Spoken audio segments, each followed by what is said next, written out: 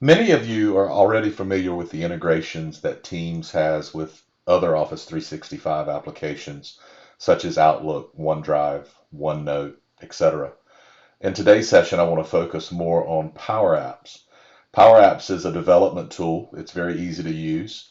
It allows you to automate processes or workflows within your organization, and it can integrate with other applications such as CRM, your accounting package, DocuSign. I'm going to show you a couple of real-world examples of how we use PowerApps. The first is a very simple vacation request form. You'll notice under the Synergy Technical Team, we've got a channel for handbooks, forms, policies, etc. And then we've got a tab for vacation request form. When I open that, you'll see it already knows who I am and today's date. Let's say I want to take next Friday, Thursday and Friday off. Been a couple long weeks, so we'll take 2 days off. So the start date on 5/7, the end date 5/8. I will be returning to work on the 11th. All refreshed and recharged. I'll be missing 16 hours of work, and we could give a reason. I'm not obviously not really taking those days off. When I check the checkbox here, it submitted this request to my direct supervisor, and then my supervisor will receive a notification. They'll be able to just click approve or deny or reject. Hopefully they'll approve it. And then that will return a confirmation to me to let me know that my vacation request has been approved.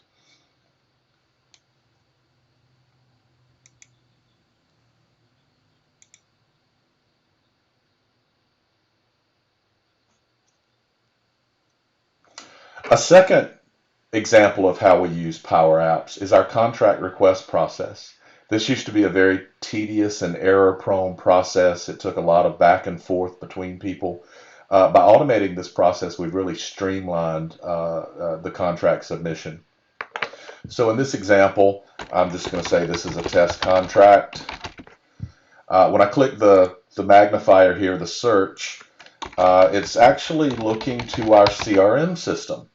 And you'll see that I've got a test account that I'm using for this particular example.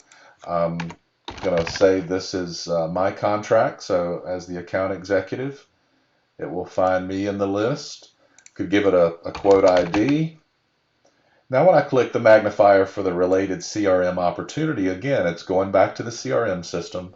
It's going to look at all of the available opportunities for this particular customer. I'll select test op.